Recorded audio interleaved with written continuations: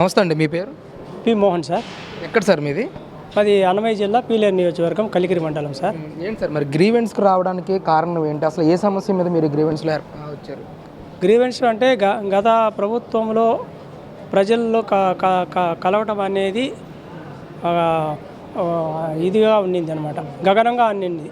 అంటే ఇప్పుడు మా చంద్రబాబు నాయుడు గారు ప్రభుత్వం మనము అతన్ని మీద విజన్ 20 నాయకుడు కాబట్టి, అతను విజన్ నాయకుడు కాబట్టి అతన్ని మనం ఎన్నుకున్నాం ఎన్డీఏ కూటమి ప్రభుత్వం తరఫున. కాబట్టి ఆయన ప్రభుత్వంలో మా సామాన్య ప్రజలకు, పేద ప్రజలకు న్యాయం జరుగుతుందని మేము ఇక్కడికి గ్రీవెన్స్లకు వచ్చాము. గ్రీవెన్స్లో ఈరోజు కూడా ఉండవల్లిలో 500 మంది దాకా వచ్చారు గ్రీవెన్స్లకి వచ్చారు. సమస్యలు అప్పటికప్పుడు సమస్యలు ఆయా శాఖలకు పంపించడం జరుగుతూ ఉంది. రియాక్ట్ అంటే అయ్యారు సార్. నేను మా బాబుకు ఎస్వి సెట్లో బీటెక్ చేస్తున్నాడు. దానికి నేను ఒక ఎస్సీగా ఉండి నేను పీజీ వరకు చదువుకున్నాను.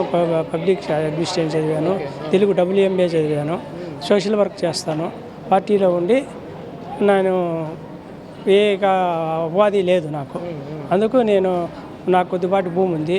దానికి ఒక వ్యవసాయ ట్రాక్టరు ప్లస్ పాడి పరిశ్రమ, మా వారికి మా మిస్సెస్కు పాడి పరిశ్రమకు పెట్టుకొని డైరీ ఫామ్ పెట్టుకొని దానికోసము నేను గ్రీవెన్స్లో గతంలో ఇచ్చాను.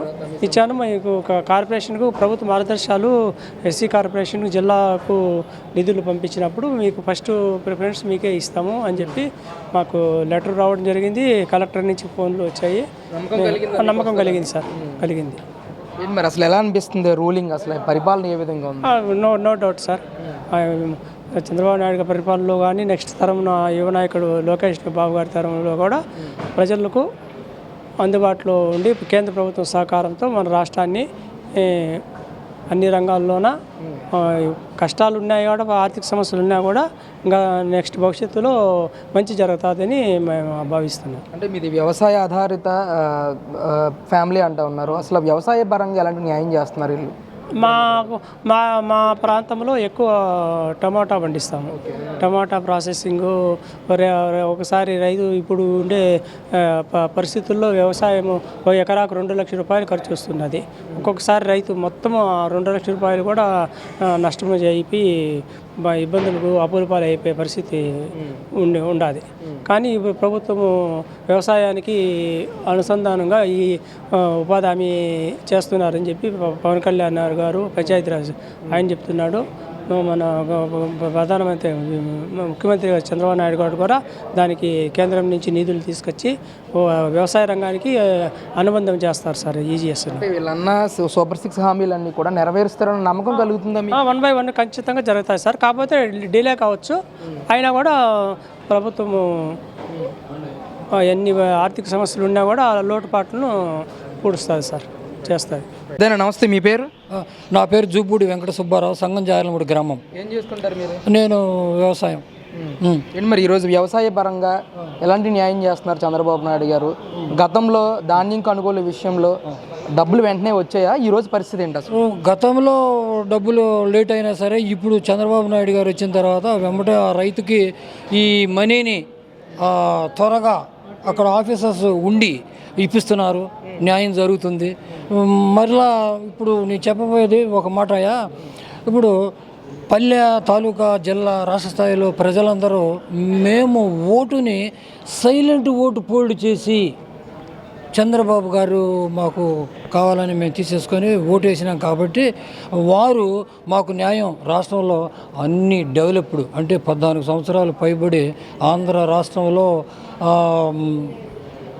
ప్రాక్టికల్ వ్యక్తి కాబట్టి వారు ఏ పనైనా సాధించగలుగుతారు అనేదానికి ఫారిన్ కంట్రీస్, ఉదాహరణకి ఇండియా అవసరమైతే కేంద్రము నుంచి డబ్బులు తెప్పించి తెప్పించిన వాటిని ఈ రకంగా డిస్ట్రిబ్యూట్ అంటే చేసి పంచి మా బాధలన్నీ నెరవేరుస్తూ మరి ఇప్పుడు నా పొజిషన్ ఏంటంటే లోగడ 3,000 రూపాయలు పెన్షన్ ఇస్తుంటే నాకు వారు 4,000 రూపాయలు అంటే ఈ సార్ రాష్ట్రం అంతా ఇస్తున్నారు కాబట్టి నాకు కూడా ఈ 4,000 రూపాయలు ఇటైనా అసలు నాకు మరి నన్ను ఆదరించి మరి నా వాళ్ళు ఎవరు ఆదరించకపోయినా ఈ వయసులో నాకు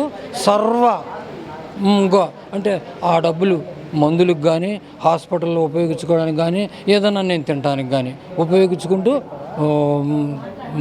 ముఖ్యమంత్రి గారు చేసిన ఈ మేలుకి నేను రాష్ట్ర ప్రజలందరూ మరువలేము అయ్యా ఉంటాను.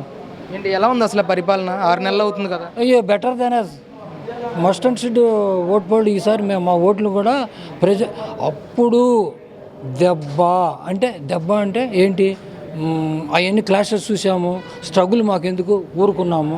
ఓటుని డెమోక్రసీ ప్రజాస్వామ్యము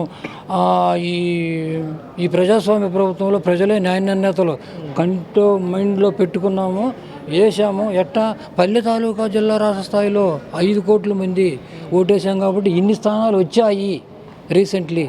సాటిస్ఫై ఆ మాట చెప్పాను నేను. పార్టీలో